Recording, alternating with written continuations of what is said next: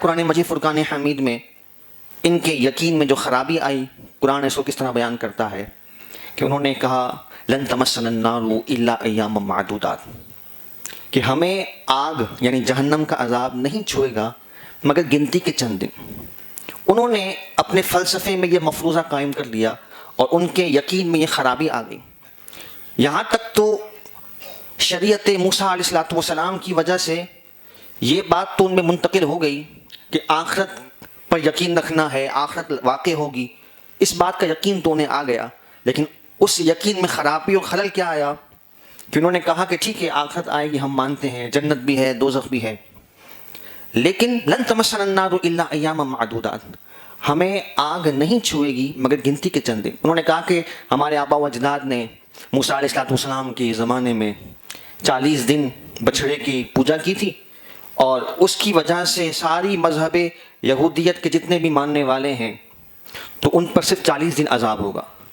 اب اس میں یہ ہے کہ کوئی نیکی کرے نہ کرے، اچھائیاں کرے برائیاں کرے،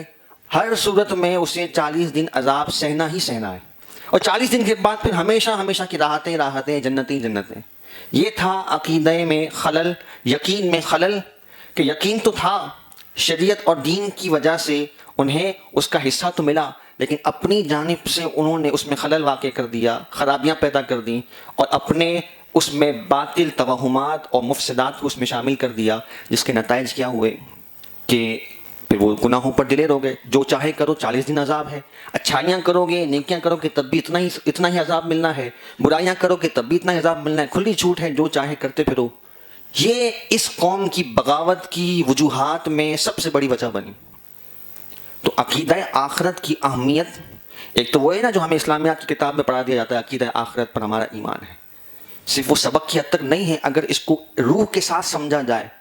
تو قرآن میں اللہ تبارک و تعالیٰ کیا فرماتا ہے، مالک یوم الدین، سورہ فاتحہ میں ہم بار بار پڑھتے ہیں کہ روز جزا کا مالک۔ تو اللہ تبارک و تعالیٰ جب روز جزا کا مالک ہے تو پھر اصل دنیا میں جو مجرم تھا،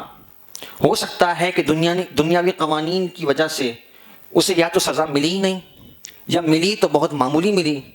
جس کی وجہ سے مظلوم کی تشفی نہیں ہوئی، جس کے ساتھ ظلم ہوا تھا اس کو سکون نہیں ملا، اس کے دل میں ایک خلش ہے، ایک غم و غصہ ہے،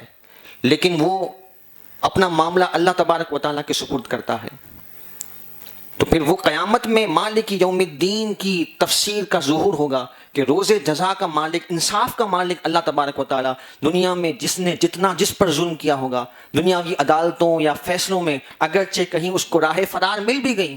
اللہ تبارک و تعالیٰ کے حضور وہ نہیں بچ سکے گا۔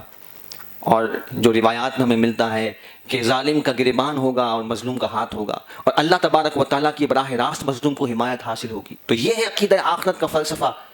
اور ایک شخص ہے مثال کے طور پر دنیا میں 99 یا 100 قتل کرتا ہے، 100 قتل اس نے کیے ہیں، اگر اسلامی جوڈیشری کے حساب سے بھی ہم دیکھیں، کچھ بھی کر لیجئے، اس کو سزائے موت تو ایک ہی بار ملنی ہے، باقی جو 99 لوگوں کا اس نے قتل کیا ہے اس کی سزا کیسے پوری ہوگی؟ تو اس کے لیے آخرت کا دن ہے۔ یعنی یہ ایک مثال ہے، اور اس مثالوں پر آپ غور کرتے چلے جائیں کہ دنیا میں اگر کوئی کسی پر ظلم کر کے کہیں نہ کہیں راہ فرار اختیار کر بھی لیتا ہے تو اسے اگر اس بات کا یقین نہیں بھی ہے کہ مجھے آخرت میں اللہ کے حضور پیش ہونا ہے، یعنی وہ مسلمان ہی نہیں ہے، مسلمان یہ ایمان کی تو یہ بنیاد ہے، لیکن اگر اس کا اس بات پر یقین نہیں ہے یا اس یقین میں کہیں خلل آ گیا، جیسا یہودیوں کی ہم نے مثال پڑھی اور سنی، تو وہ بالآخر اللہ تبارک و تعالیٰ کے حضور پیش ہونا ہے۔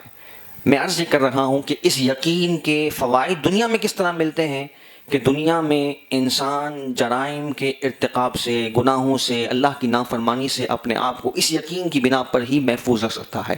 اور دنیا میں خاص طور پر آج کے دور میں ہم اس کو دیکھیں تو جتنی بے راہ روی ہے، جتنی بے اعتدالی ہے، جتنا عدل و انصاف کا خون ہمیں نظر آتا ہے، تو کائنات میں کوئی اور چیز ہمیں نظر نہیں آتی کہ اللہ تعالیٰ کے انتقام کے خوف کے علاوہ کوئی ایسی چیز ہو کہ جو انسان کو بظاہر گناہ کے اور جرم کے ارتکاب سے روک سکے۔